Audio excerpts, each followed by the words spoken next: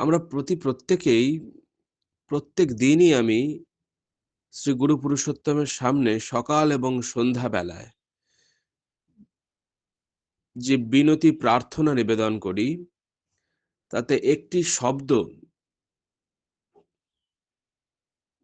প্রত্যেক দিনই উচ্চারণ করি। আরো অনেক কথা উচ্চারণ করি, কিন্তু একটি শব্দ প্রত্যেক দিন উচ্চারণ করি, সাধু সঙ্গমহি দেহনিত।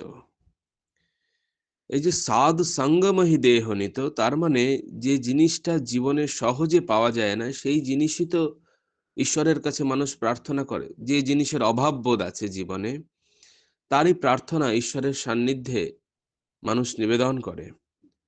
আর এই সাধ সঙ্গের যে প্রয়োজনীয়তা, সেটা কতটা যে গুরুত্বপূর্ণ, কতটা যে তাৎপর্যপূর্ণ, সেটি সেটি বোঝা যায় পরিবেশ পরিস্থিতির দিকে তাকালে। সেটি বোঝা যায় যারা সাধ সঙ্গে এই যে প্রয়োজনীয়তা, এর যে উপযোগিতা, এর থেকে বঞ্চিত হবার কারণে যে জীবনযাত্রায়, যে জীবনশৈলীতে তারা অভ্যস্ত হয়ে উঠেছেন, আর সেই অভ্যস্ত হয়ে ওঠার মধ্য দিয়ে যে পরিণতি তাদের জীবনে নেমে আসছে, সেটি দেখলে বোঝা যায় যে জীবনে এই সাধ সঙ্গের প্রয়োজনীয়তা কতখানি এবং কতটুকু। আজকের সকালবেলায় যাদের বাড়িতে পত্র পত্রিকা, নিউজ পেপার পৌঁছবে এবং সোশ্যাল মিডিয়া থেকে শুরু করে সামাজিক মাধ্যম প্রত্যেকটি স্থানেই সবথেকে এখন আলোচিত যে বিষয়টি হয়েছে, আমি কালকে থেকেই ভাবছিলাম, সেই আলোচিত বিষয়টি হচ্ছে যে কলকাতায় যুবভারতী ক্রীড়াঙ্গনের আর্জেন্টিনার তথা সারা পৃথিবীর সবথেকে শ্রেষ্ঠ ফুটবলার, তাকে দেখতে বহু মানুষ বহু অর্থ ব্যয় করে তাকে দেখতে গিয়েছিলেন। কিন্তু তার পরবর্তী ঘটনা পরম্পরা কি হয়েছে সেই বিষয়ে বিশদে যাওয়ার প্রয়োজন নেই। আমরা প্রত্যেকেই জানি, যারা সোশ্যাল মিডিয়া, সংবাদ মাধ্যম, পত্রপত্রিকায় চোখ মেলে তাকিয়েছি, প্রত্যেকের কাছে অবগত। বিষয়টা এইটা বলার জন্য এই বিষয়টা বলিনি। বিষয়টা যে উদ্দেশ্যে বলার জন্য বলছি, সেটি হচ্ছে আবেগ। যাকে দেখতে গেছে সে কিন্তু ভারতীয় নয়, যাকে দেখতে গেছে সে কিন্তু তার আত্মীয় নয়, যাকে দেখতে গেছে সে কিন্তু আমাদের তথাকথিত ধর্মের বা আমাদের যে সনাতনী যে ধর্মের প্রতি, তার সঙ্গেও যোগযুক্ত নয়। আমাদের কোনো কিছুর সঙ্গেই তার যোগযুক্ত নয়। শুধু একটা জিনিসের সঙ্গে যোগযুক্ত যারা দেখতে গেছেন, সেটি হচ্ছে ফুটবল। ফুটবলকে যারা ভালোবাসে, আর এই ফুটবলকে ভালোবাসার মধ্য দিয়ে ফুটবলের যে শ্রেষ্ঠ ব্যক্তিত্ব সারা পৃথিবীতে এখন, যাকে নিয়ে সব থেকে বেশি উন্মাদনা, যার খেলা দেখতে মানুষ হাজার হাজার টাকার টিকিট কেটে যার খেলা দেখতে মানুষ যায়, এখানে খেলাও হয়নি, খেলা দেখায়ও নি, শুধু তাকে দেখতে গেছে। এবং তাকে দেখতে যারা গেছে, আমি সোশ্যাল মিডিয়ায় দেখছিলাম এরকম বহু মানুষ আছে যারা অন্য রাজ্য থেকে বিমানে কয়েক গুণ টাকা ব্যয় করে শুধু এই মানুষটিকে দেখতে কলকাতায় এসেছে। তার পরবর্তী ঘটনা কি সেই বিষয়ে বলার এখানে প্রয়োজনীয়তা মনে করছি না, কিন্তু বিষয়টা হচ্ছে দেখার জন্য এসছে। কেন এসছে? আবেগ। কিসের প্রতি? ফুটবলের প্রতি আবেগ। এবং ফুটবলের সব থেকে শ্রেষ্ঠ যে ব্যক্তিত্ব, তার মধ্য দিয়ে তাকে দেখার আবেগ। এই আবেগ কিন্তু এত মানুষকে জড়ো করেছিল। আমি এটা দেখে ভাবলাম, যে মানুষটাকে দেখতে এত মানুষ জড়ো হয়েছিল, তার পরবর্তীতে না দেখার ফলে যে বঞ্চনা, যে লাঞ্ছনা, যে গঞ্জনা সম্মুখীন মানুষ হয়েছে, যা নিয়ে এখন সোশ্যাল মিডিয়া, সংবাদ মাধ্যম, পত্র পত্রিকা তোলপাড় হচ্ছে, তারা কেউ একবারের জন্য যে মানুষটিকে দেখার থেকে বঞ্চিত হয়েছে, সেই মানুষটিকে একবারের জন্য কাঠগড়ায় দাঁড় করাচ্ছে না। ভালোবাসার লক্ষ্য নিয়েই, ভালোবাসার নমুনাই এই। একবারের জন্য দাঁড় করাচ্ছে না। কেন? তারা প্রশাসনকে দায়ী করছে, তারা যারা ওই আয়োজক সংস্থা তাদেরকে দায়ী করছে, আরো অনেক কিছুকে দায়ী করছে, কিন্তু যাকে দেখতে গেছে তাকে দায়ী করছে না। আমি এটাকে দেখে ভাবলাম যে ভালোবাসা যদি এইরকম হয়, আর এই ভালোবাসার যদি মোড় ঘুরিয়ে দেওয়া যায়, তার যাকে দেখতে গেছি তার আমার জীবনে কোনো রোল আছে? নেই। আমার দেশে কোনো রোল আছে? নেই। আমার সমাজে কোনো রোল আছে? নেই। কোথাও তার সেরকম কোনো রোল নেই।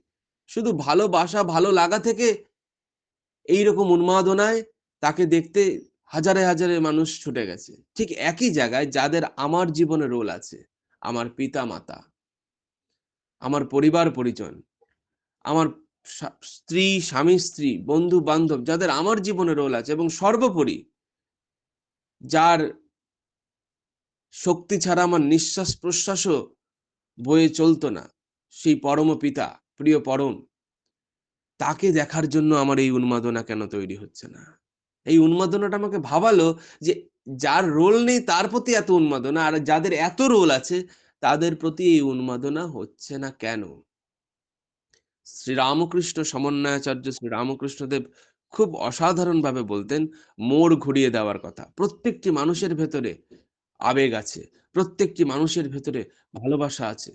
কিন্তু মোড় যদি ঘুরিয়ে দেওয়া যায়, তাহলে এই ভালোবাসা মানুষকে যেমন অনেক উঁচুতে নিয়ে যেতে পারে, তেমন এই ভালোবাসা মানুষকে ধ্বংসও করে দিতে পারে। শুধু ডিপেন্ড করছে এই ভালোবাসাকে আমি কোথায় নিয়োজিত করব। এই ভালোবাসাকে আমি কোথায় ন্যস্ত করব।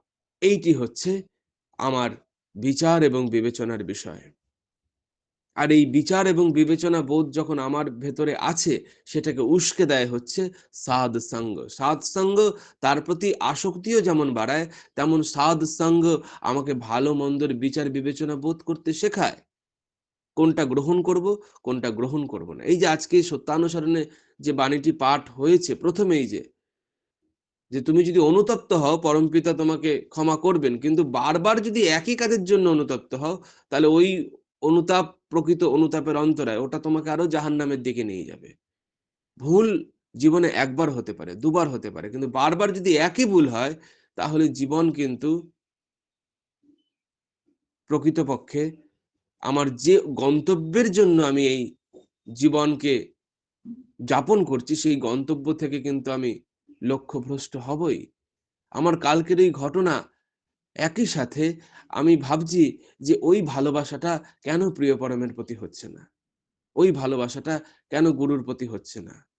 আর এই ভালোবাসার মধ্যে শুধু একটা জিনিস ছিল, কালকের যে ঘটনার কথা, একটা জিনিস ছিল, একবার তাকে দেখব, একবার তাকে দেখব। তার সাথে হাতও মেলাতে হবে না, তার সঙ্গে কোলাকুলিও করতে হবে না, সে আমাকে সই, অটোগ্রাফ কিচ্ছুর দরকার নেই, কিচ্ছু চাই না, শুধু তাকে দেখব। এই আবেগে কিন্তু লক্ষ লক্ষ মানুষ জড়ো হয়েছিল। আমার জীবনের এই আবেগ, যদি এর মধ্যে কোনো প্রাপ্তি ছিল না, মেসি আমাকে আলিঙ্গন করবে, মেসি আমাকে সই করবে, কোনো প্রাপ্তি ছিল না, শুধু তাকে দেখব। তাহলে এই আবেগটা ভালোবাসার লক্ষণেই, তার মধ্যে কোনো চাওয়া পাওয়ার গল্প থাকে না, তার মধ্যে কোনো হিসেব নিকেশ থাকে না। আর এই থাকে না বলেই প্রিয় পরম তার প্রীতি বিনায়ক গ্রন্থে বাণীর মালার মধ্যে বলছেন, প্রাপ্তি প্রত্যাশা যতক্ষণ তোমার ভেতরে থাকবে, অনুরাগের উদ্বোধন কিছুতেই গজিয়ে উঠবে না তোমাতে। আমি কিচ্ছু চাই না, শুধু তোমাকে চাই। এইটি পরম পুরুষ সমন্বয়াচার্য শ্রী রামকৃষ্ণদেব বলতেন, মানব জীবনের উদ্দেশ্য হলো ঈশ্বর দর্শন। ঈশ্বর দর্শনই মানব জীবনের উদ্দেশ্য। এখন এই যে ঈশ্বর দর্শন মানব জীবনের উদ্দেশ্য, এই এই বোধটা আরো সহজ, আরো সাবলীল, আরো প্রাঞ্জল করে প্রিয় পরম এই যুগে সেটিকে বলছেন ঈশ্বরকে আপন করে নেওয়া। দর্শন মানে আপন করে নেওয়া। এই আপন করে, যারা আপন করে নেয়, যারা বড় বড় সুপারস্টার, বড় বড় খেলোয়াড়দের যারা অনুগামী, যারা তাদেরকে তথাকথিত যাকে বলা হয় ফ্যান, তাদের বাড়িতে ঘরে দেখলে অনেক সময় দেখা যাবে যে ঘরের দেওয়ালে তাদের ছবি কেটে কেটে কেটে কেটে টানিয়ে রেখেছে। কেন টানিয়ে রেখেছে? ভালোবাসায়, ভালো লাগায় টানিয়ে রেখেছে। ঠিক একই জায়গায় দাঁড়িয়ে একই অ্যানালজির উপর দাঁড়িয়ে বলতে হয় যে আমার যাকে ভালো লাগে, আমি যাকে ভালোবাসি, আর এই ভালোবাসাটা যত গভীর হবে, সত্যানুসরণের একটা কথা আছে, জীবনের উদ্দেশ্য অভাবকে একদম তাড়িয়ে দেওয়া। পৃথিবীতে অভাব নেই এমন কোনো মানুষ নেই। প্রত্যেকের জীবনে অভাব আছে। যার কোটি কোটি টাকা আছে তার জীবনেও অভাব আছে। সেই অভাবটা হয়তো অর্থের নাই হতে পারে, সেটা শান্তির হতে পারে, সেটা স্বস্তির হতে পারে, সেটা তৃপ্তির হতে পারে, সেটা কোনো সম্পর্ক জনিত কারণ থেকে হতে পারে। অভাব নেই এমনতর মানুষ নেই। কিন্তু এই জায়গায় দাঁড়িয়ে এই অভাবকে একদম তাড়িয়ে দিতে গেলে আমি শুধু তোমাকে চাই, আর কোনো কিছু চাই না, এই বোধের ওপর যদি দাঁড়াতে পারা যায়, যদি পারা যায়। কারণ সত্যানুসরণে তার যত বাণী মালা দিয়েছেন তার মধ্যে অনেক জায়গায় তিনি যদি শব্দটা ব্যবহার করেছেন। যদি মানে আমার ওপর ছেড়ে দিয়েছেন। একবারও বলেননি এটা করতেই হবে, এটা মানতেই হবে, এই পথে চলতেই হবে, একবারও বলেননি তিনি। তিনি যদি সুন্দর হইতে ইচ্ছা থাকে তবে বিস্তৃত সুন্দর দেখো, এরকম যদি শব্দ তিনি কিছু কিছু বাণীর মধ্যে, যদি ভালো চাও তো জ্ঞানাভিমান ছাড়ো। শ্রী শ্রী মা সারদা দেবী শ্রীরামকৃষ্ণের লীলা সঙ্গিনী কিছুদিন আগেই তার 173তম, এই 11ই ডিসেম্বর তার 173তম জন্মতিথি উৎসব সারা ভারতবর্ষে মহা সমারোহে উদযাপিত হয়েছে। তিনিও একটা কথা বলেছিলেন কি, যদি শান্তি চাও তবে কারো দোষ দেখো না। তিনিও যদি শব্দ লাগিয়েছিলেন। এখন যদি মানে আমার ওপর তিনি ছেড়ে দিয়েছেন, আমি চাই কি চাই না, এই জায়গায় তিনি জোর করতে পারেন না। তিনি বলতে পারেন, কেউই জোর করতে পারেন না। পিতামাতা সন্তানের ভালো মন্দর বিবেচনার কথা বলতে পারেন, কিন্তু সন্তান মানবে কি মানবে না এটা সন্তানের ওপর। সেই জায়গায় দাঁড়িয়ে তিনি আমাকে ভালো মন্দের দিক দর্শন করাতে পারেন, মানা না মানা আমার ব্যক্তিগত ব্যাপার। এই জায়গায় দাঁড়িয়ে তিনি এই যদি শব্দটা ব্যবহার করেছিলেন। এখন এই অভাববোধ কি করে যাবে? অভাববোধ কি করে যাবে? অভাববোধ যেতে পারে। শ্রী গুরু পুরুষোত্তম এই যুগে এসে বলছেন ঈশ্বরকে আপন করে নেওয়ার মধ্য দিয়ে অভাববোধ যেতে পারে। আর ঈশ্বরকে আপন করে নেওয়ার ক্ষেত্রে তিনি কি কি ব্যাখ্যা দিয়েছিলেন? সত্যানুসরণে বলছেন মা বাপ স্ত্রী পুত্র ইত্যাদি বাড়ির লোকের কথা ভাবতে গেলে যেন তার মুখখানাও মনে পড়ে। এই হলো আপন করে নেওয়া। মা বাপ স্ত্রী পুত্র বাড়ির লোক ইত্যাদি থেকেই তো জীবনে দুঃখ কষ্ট, ইত্যাদি থেকেই তো মানুষের জীবনে উপেক্ষা অবজ্ঞা তাচ্ছিল্য এগুলো আসে। পরিবারের লোকের থেকেই বেশি উপেক্ষা অবজ্ঞা আসে। বাইরের লোকের থেকে যত না আসে তার থেকে পরিবারের লোকের থেকেই আসে। আর বাইরের লোকের থেকে উপেক্ষা অবজ্ঞা এলে যত না কষ্ট হয়, পরিবারের লোকের থেকে উপেক্ষা অবজ্ঞা আসলে তার থেকে অনেক বেশি কষ্ট হয়। কারণ তাদের সঙ্গে আমার একটা রক্তের সম্পর্ক রয়েছে, আমার একটা প্রত্যেক দিনের জীবনযাপনের সম্পর্ক রয়েছে।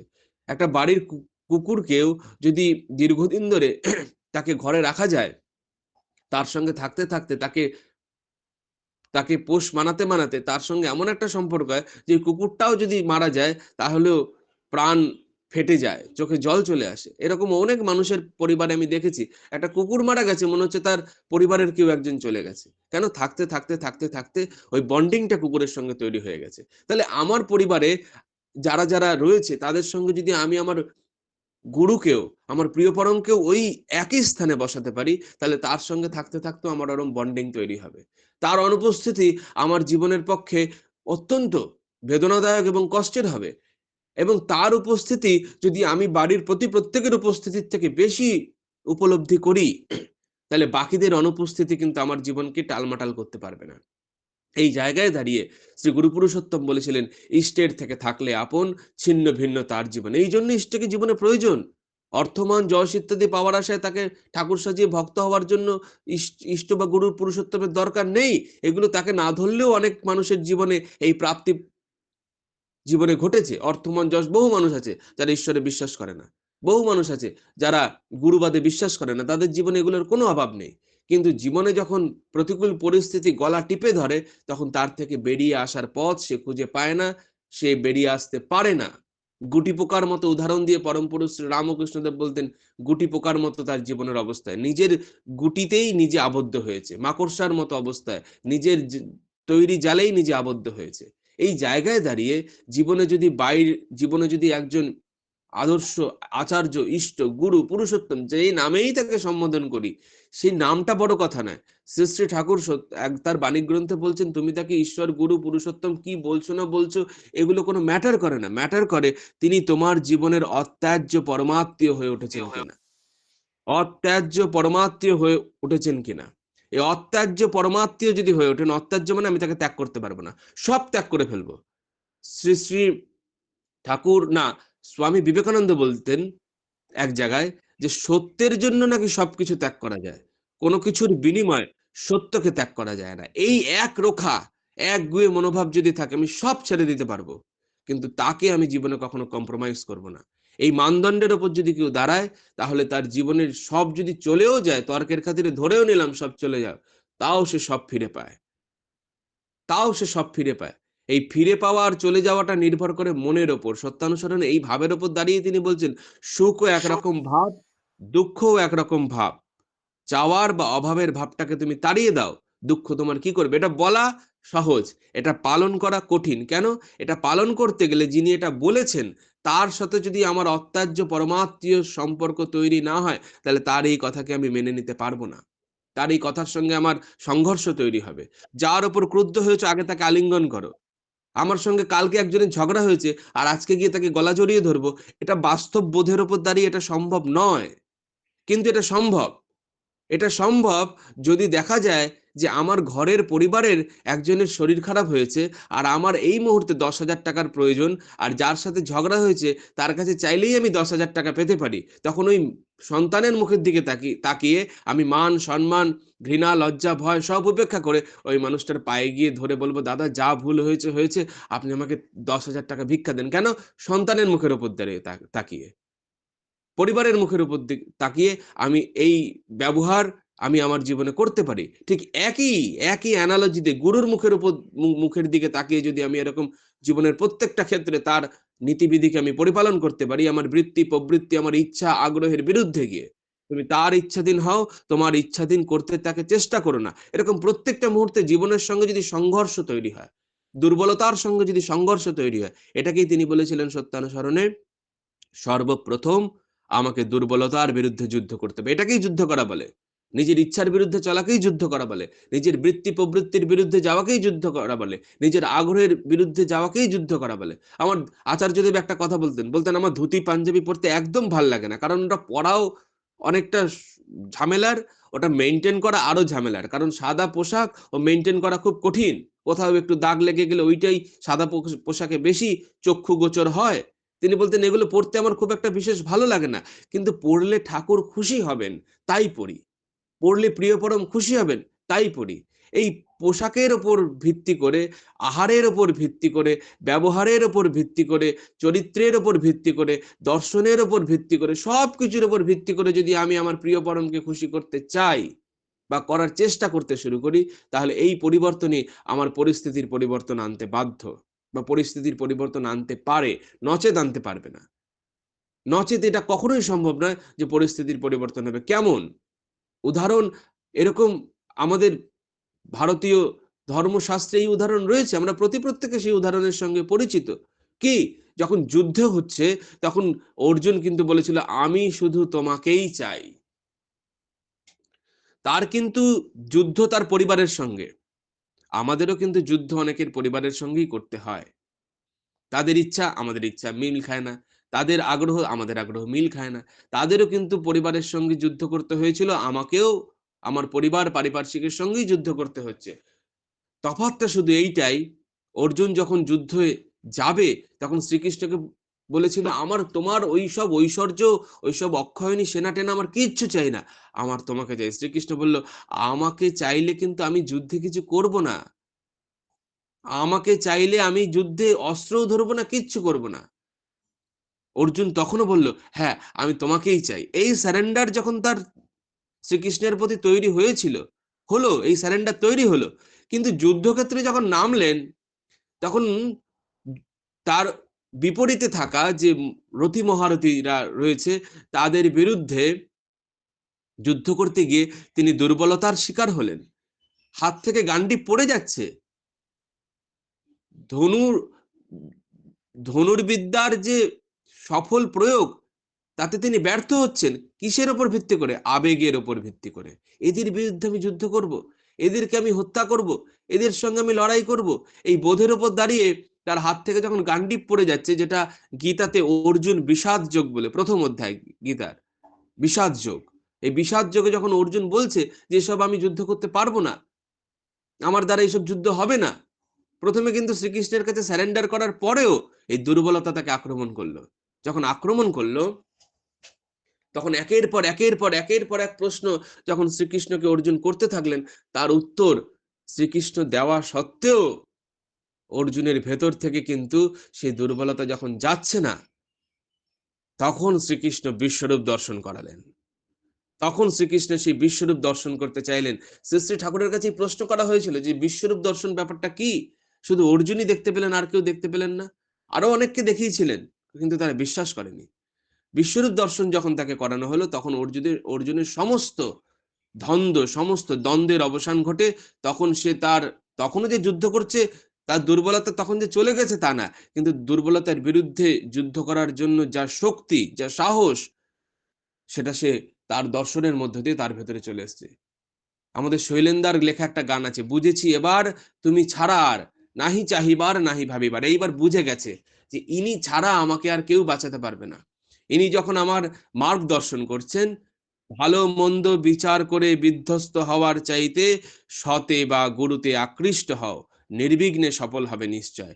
এই বোধ যখন অর্জুনের ভেতরে জাগ্রত হলো, তখন শ্রীকৃষ্ণ যেমন যেমন বাণ চালাতে বলছে তেমন তেমন বাণ চালিয়ে দিচ্ছে, নিজের ইচ্ছার বিরুদ্ধে গিয়েও তখন চালাচ্ছে। যখন ভীষ্মকে বধ করছে, তখন বুক ফেটে যাচ্ছে তীর চালাতে, কিন্তু বুঝতে পেরেছেন যে ইনি ছাড়া আমাকে আর কেউ বাঁচাতে পারবেন না। নিজের ছেলে চলে গেল যুদ্ধে, নিজের ছেলের মৃত্যু হয়ে গেল, সেই মৃত্যুর প্রতিশোধ নিতে গিয়ে একটা অবাস্তব একটা প্রতিজ্ঞা করে বসলেন যে আমি যুদ্ধের আজকে সূর্যাস্তের পূর্বে আমি জয়দ্রথকে বধ করব। একটা অবাস্তব অবাস্তব একটা প্রতিজ্ঞা করে বসলেন, প্রতিশ্রুতিবদ্ধ হয়ে গেলেন যে আমি বধ করব। বধ করা তার পক্ষে সম্ভব ছিল না, কিন্তু যখন সে নির্ভর করলো শ্রীকৃষ্ণের ওপর যে হ্যাঁ আমি বধ করব, তখন শ্রীকৃষ্ণ দেখছেন এ যখন আমার উপর নির্ভর করেছে, এর কথা আমাকে রাখতেই হবে। ওপারে যত মহারথী ছিল তাদের কারুর কে ভেদ করে অর্জুনের পক্ষে জয়দ্রথের কাছে পৌঁছানো সম্ভব ছিল না, আর পৌঁছতে পারতেনও না। যত দুর্যোধন সব থেকে একের পর এক মহারথী তার সামনে দাঁড় করিয়ে দিয়েছিল, তাদেরকে ভেদ করে অর্জুনের পক্ষে যাওয়া সম্ভব না। এই অসম্ভব কার্য সম্ভব হলো কি করে? সূর্যাস্তের পূর্বে আমি জয়দ্রথকে বধ করবো। আর এই বধ তো করবোই, আর যদি বধ না করতে পারি তাহলে নিজে আমার এই প্রাণ ত্যাগ করব। অপরপক্ষ ভাবলো অর্জুনকে মারার এর থেকে সহজ উপায় আর হবে না, সে জয়দ্রথকেও মারতে পারবে না, আর নিজে সে মেরে দেবে, এই সংকল্প সে করেছে। এই সংকল্প যখন করেছে, এরকম একটা অবাস্তব সংকল্প, তখন প্রিয় পরম পিতা, প্রিয় পরম যিনি, তিনি নিজের মান টলে গেলেও ভক্তের মান টলতে দেবে না। তিনি নিজে মাথা নত করে ফেলবে, কিন্তু ভক্তের মাথা নত হতে দেবে না। ভক্তের হৃদয় ভগবানের বৈঠকখানা। এই নির্ভরতা যখন থাকে, তখন অসম্ভব সম্ভব হয়। এই জায়গায় শ্রী শ্রী ঠাকুর বলছেন গভীর বিশ্বাসে সবই হতে পারে। এই জায়গায় তিনি বলছেন বিশ্বাস করো, যা চাও তাই পাবে। এই জায়গায় তিনি বলছেন বিশ্বাসী সিদ্ধি এনে দিতে পারে, বিশ্বাসী বিস্তার এবং চৈতন্য এনে দিতে পারে। এই জায়গায় আমার আমার আমার আমার আমার নিজের সঙ্গে নিজের যুদ্ধ। দোষ কারো নয় গো মা, আমি সখাত সলিলে ডুবে মরি শ্যামা, দোষ কারো নয় গো মা। এই জায়গায় যখন শ্রীকৃষ্ণ দেখছে যে অর্জুনের জীবন তো একদম শেষ হওয়ার কবর, অর্জুন নিজেই ঘুরে বসেছে, তখন তিনি সূর্যকে আড়াল করে দিলেন। আর অপর পক্ষের লোকেরা ভাবলো এই তো সূর্যাস্ত হয়েছে, এবার চলো সবাই মিলে অর্জুনের শেষ পরিণতিটা দেখি। এটা দেখতে গিয়ে তারা জয়দ্রথকে সবার সামনে বার করে দিল। যেই বার করে দিল, ভগবান সূর্যকে আবার মেঘের আড়াল থেকে যেই সরিয়ে দিল, অর্জুনকে এবার বলবে এবার তোমার প্রতিশ্রুতি পালন করো, এইবার তোমার যা প্রতিশ্রুতি, পুত্র হত্যার যে প্রতিশোধ, এবার তুমি নিয়ে নাও। যেটা সম্ভব নয় সেটা সম্ভব হতে পারে বিশ্বাসের উপর দাঁড়ালে। আর এই বিশ্বাসটা আসে কোথা থেকে? ভাবেই বিশ্বাসের প্রতিষ্ঠা। এই বিশ্বাসটা আসে কোথা থেকে? বিশ্বাসী বিস্তার। এই বিশ্বাসটা আসে কোথা থেকে? বিশ্বাসীকে ভালোবাসো, তোমারও বিশ্বাস আসবে। এই উদাহরণগুলো তিনি দিয়েছিলেন। এই এত উদাহরণ, এত এত এত এত তার দর্শনের এত কথা, এত ভাব, এত বাণী জানা সত্ত্বেও, বোঝা সত্ত্বেও সব বুঝতে পারছি, কিন্তু মানতে পারছি না কেন? আমার চরিত্রে আমি কেন ফুটিয়ে তুলতে পারছি না? এর দুটো কারণ আছে। দুটো কারণ আমাকে এই হওয়ার পথে, আমার আমার এগিয়ে যাওয়ার পথে পথ রোধ করে দাঁড়িয়ে আছে। একটা কি? একটা সঙ্গদোষ।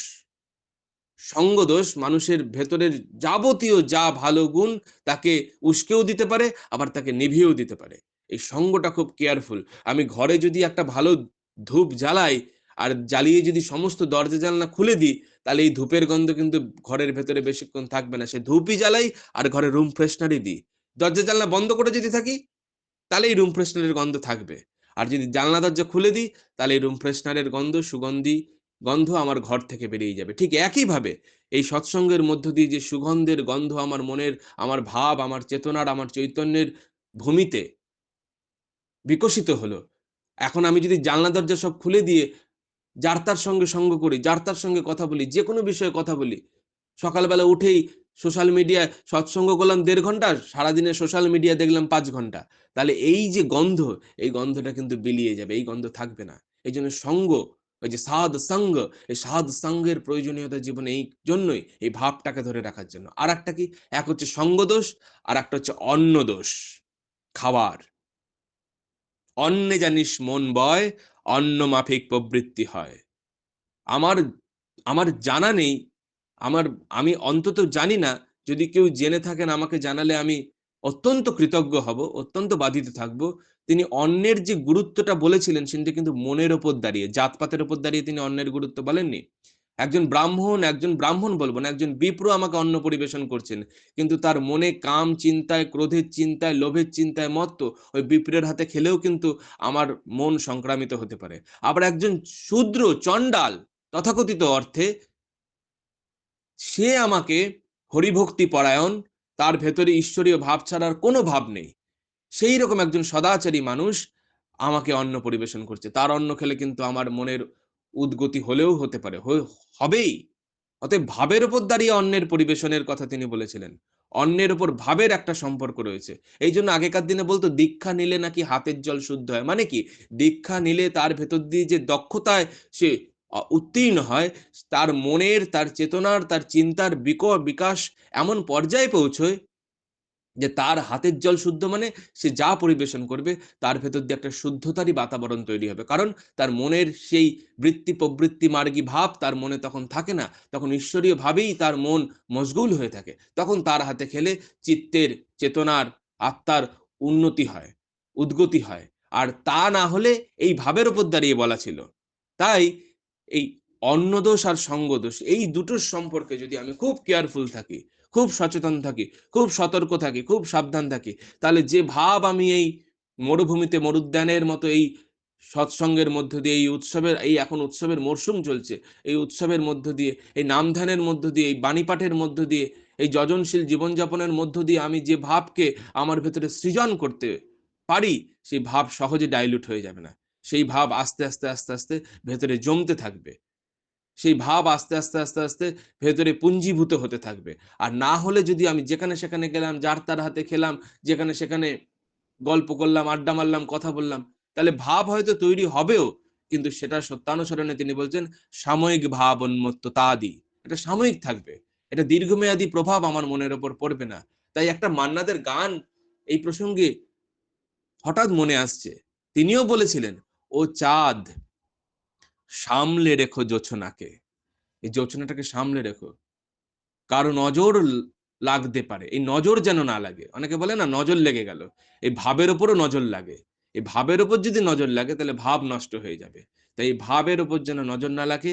তাই মায়েদের ক্ষেত্রে বিশেষ করে মায়েদের উপর যেন, মায়েদের উপর যাতে পুরুষের দৃষ্টি না পড়ে, সেই জন্য যেমন আগেকার দিনে বা ইসলাম ধর্মে যেমন বোরখা, আমাদের হিন্দু ধর্মে যেমন ঘোমটার প্রচলন ছিল, তেমনি ভাবটাকে বাঁচিয়ে রাখতে গেলেও এরকম বোরখা আর এরকম ঘোমটার প্রয়োজন হয়। শ্রীরামকৃষ্ণ দেব এই ভাবের ওপর দাঁড়িয়ে বলতেন, যত গুপ্ত তত পোক্ত। ভাব সহজে প্রকাশ করতে নেই। আমার মনে কি চলছে আমি বাইরে দেখাতে যাব না। আর এই জায়গায় ঠাকুর সত্যানুসরণে বলছেন, নাম যশের আশায় তোমার মন যদি ভক্তের আচরণ করে, তাহলে তোমার মনে তো কপটতা লুকিয়ে আছে। আমার যা ভাব আমার মনে গুপ্ত থাকবে, বাইরে আমি প্রকাশ করব না। তাহলে সেটা আস্তে আস্তে আস্তে আস্তে পোক্ত হতে হতে হতে হতে একটা সময় এমন জায়গায় পৌঁছে যাবে, তখন তোমার মাঝে আমার আমি হয়ে যাব। তখন আমার মাঝে আর আমার আমি থাকবো না, তোমার মাঝে আমার আমি হয়ে হয়ে আছি আমি হারা। সময়ের একদম অন্তিম পর্বে এসে প্রত্যেক পরমাত্মীয় বৃন্দের কাছে আমার আন্তরিক ঐকান্তিক হার্দিক প্রার্থনা এবং অনুরোধ, প্রিয় পরম যা বলালেন, একই সাথে যা শুনিয়ে নিলেন, সেইগুলোকে রক্ষা করতে যেন জীবনে পারি, সেগুলোকে বাঁচিয়ে রাখতে যেন জীবনে পারি। আর এইসব বাঁচিয়ে রাখার মধ্য দিয়েই প্রিয় পরমকে যেন জীবনে জীবন্ত, চলন্ত, দুরন্ত এবং ভরন্ত করে রাখতে পারি। এই প্রার্থনা প্রত্যেকে এই অধমের জন্য শ্রীগুরুর শ্রীপাদপদ্মে নিবেদন করবেন এবং উপস্থিত প্রত্যেক অস্তিত্বের এবং তাদের পরিবারের প্রত্যেকের দীর্ঘ নিরোগ, সুস্থ সুন্দর সামগ্রিক ইষ্টময় জীবনের প্রার্থনা শ্রীগুরুর শ্রীপাদপদ্মে নিবেদনের চেষ্টা করে তার কথার এখানেই বিরাম ঘোষণা করলাম। সবাই ভালো থাকবেন। জয় গুরু। বন্দে পুরুষোত্তমম।